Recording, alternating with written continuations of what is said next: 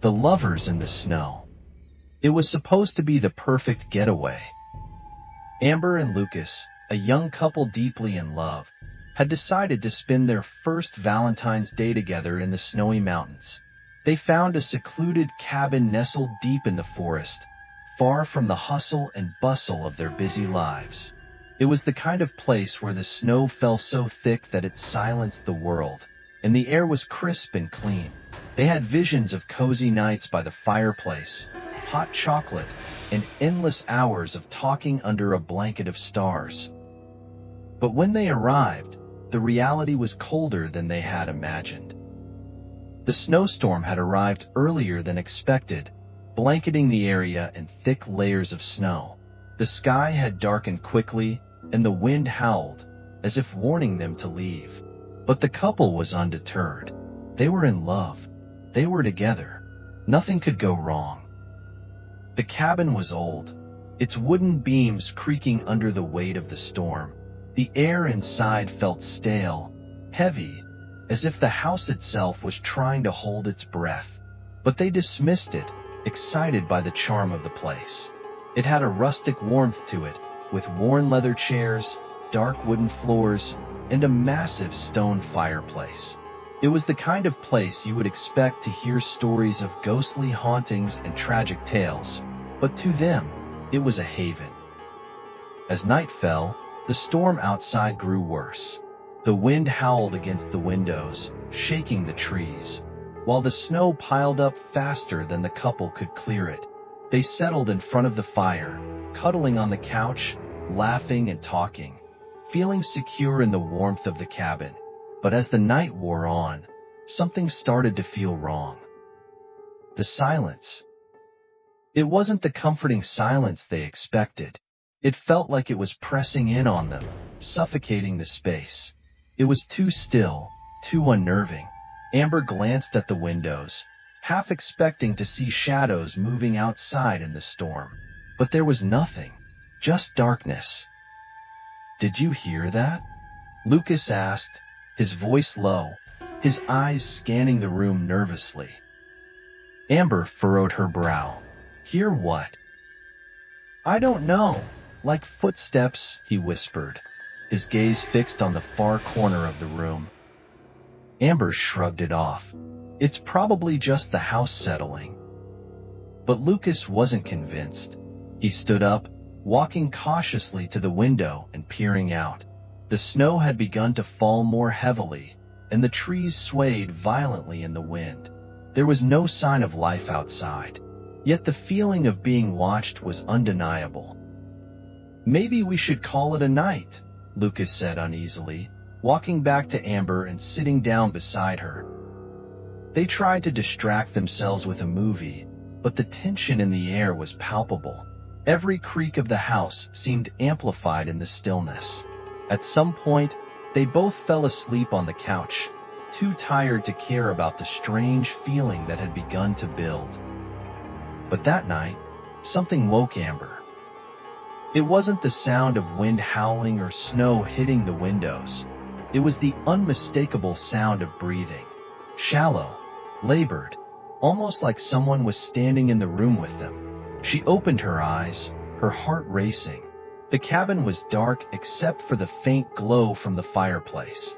The shadows in the room stretched and shifted, dancing as the flames flickered. Her breath hitched when she saw it. A figure was standing by the window.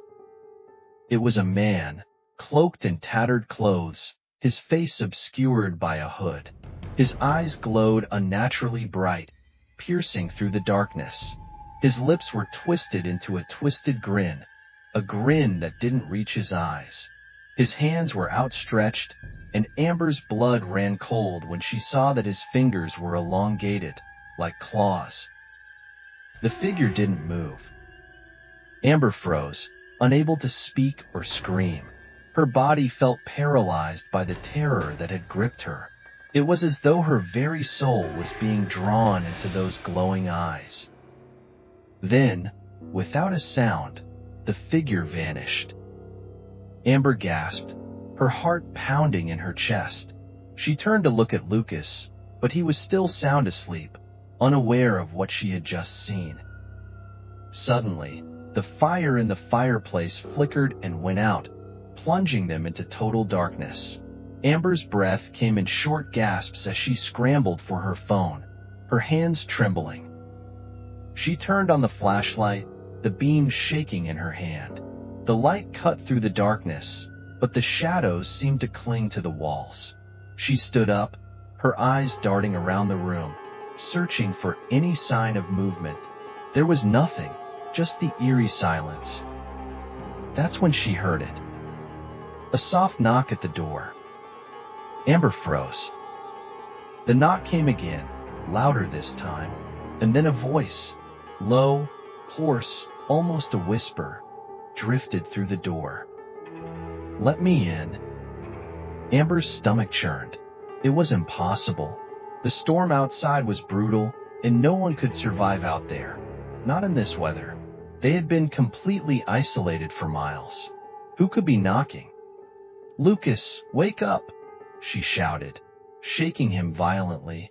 He shot up from the couch, groggy but alert. "What is it?" he muttered, rubbing his eyes.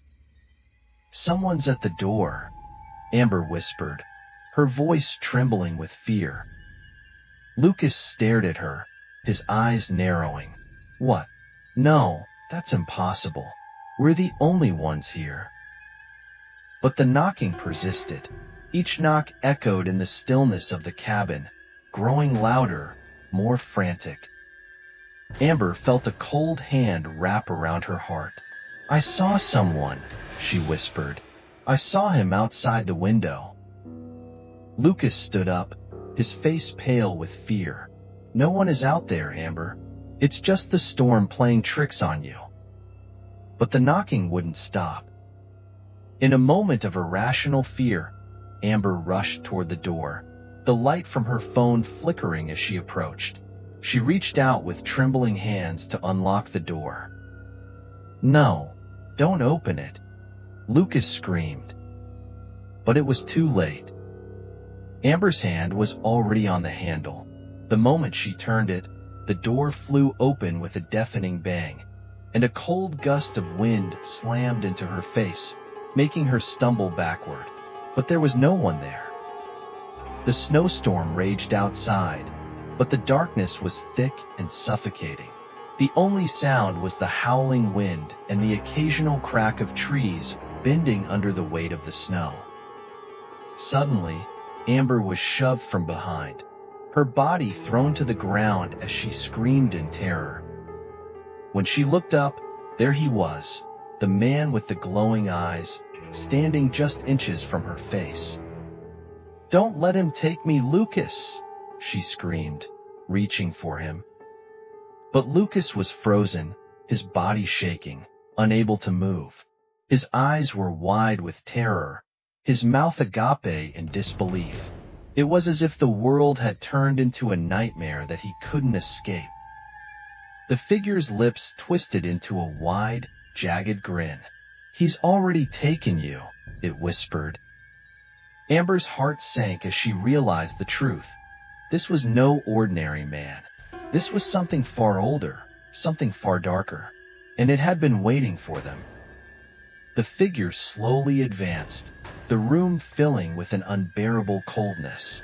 Amber tried to back away, but she could feel her legs stiffen, the snow and ice seemingly creeping up her limbs.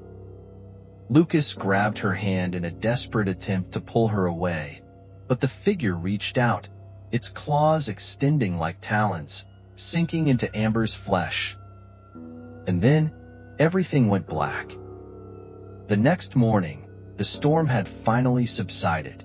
The sun rose over the quiet mountain range, casting a soft, golden glow over the white landscape. The cabin stood silent, its windows fogged with the remnants of the night's terror. But there was no sign of Amber or Lucas. No footprints in the snow leading away from the cabin. No sign that anyone had ever been there. The cabin, abandoned once again, sat in the heart of the snowy forest, and as the wind picked up, the whispers of the past began to stir. The ghostly figure with the glowing eyes would always be there, waiting for the next unwitting couple to find their way into its grasp. And so, the legend of the lovers in the snow lived on, an unrelenting tale of love lost, of souls forever trapped in the cold, snowy wilderness, cursed to walk the earth for eternity.